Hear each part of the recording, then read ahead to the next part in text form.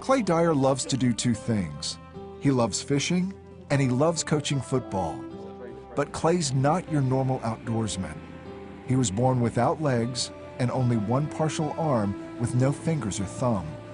Yet, Clay has never let these obstacles stop him. He texts on his cell phone using his lips.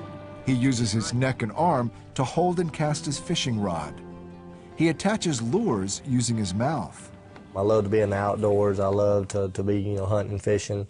I love to be involved in sports and anything that's good, clean, fun, it's adventurous, that's got to do with sports.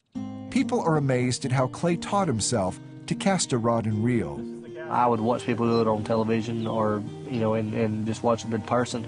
And then I got the rods and reels and I started holding them, and through trial and error, I would try different mechanical ways of holding the rod and positioning it, try different things on my body to throw it until I got to what felt comfortable. And when I got to something that felt comfortable, that's what I stuck with and tried to be as efficient with it as what I possibly could. Now he competes on the national pro fishing circuit, and he's won about 20 state and regional fishing tournaments. And next to his love of fishing is football. He's an assistant football coach for Hamilton High School. His goal for these student athletes is clear. To me, it's just watching these young men succeed in life and trying to be a positive example to them, to encourage them, because there's a lot of things out there in this world this day and time that teenagers can get involved in. And the greatest thing I admire about Clay is a spiritual young man that really believes in what he's doing. He's trying to make this earth a better place. And I really appreciate him in what he does for myself and these coaches here.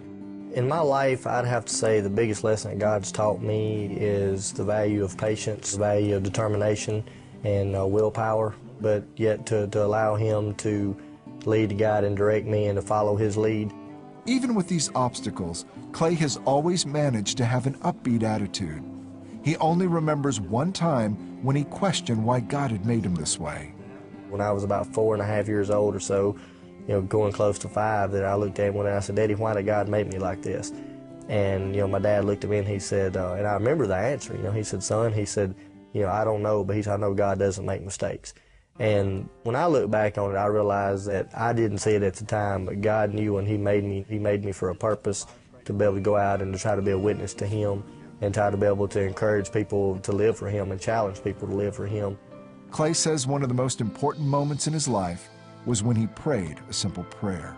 I said, "God, I know I've got sin in my heart and in my life," and I just begged God. I said, "God, I beg you to come in and cleanse me of my sins and give me a relationship with you so I can have that."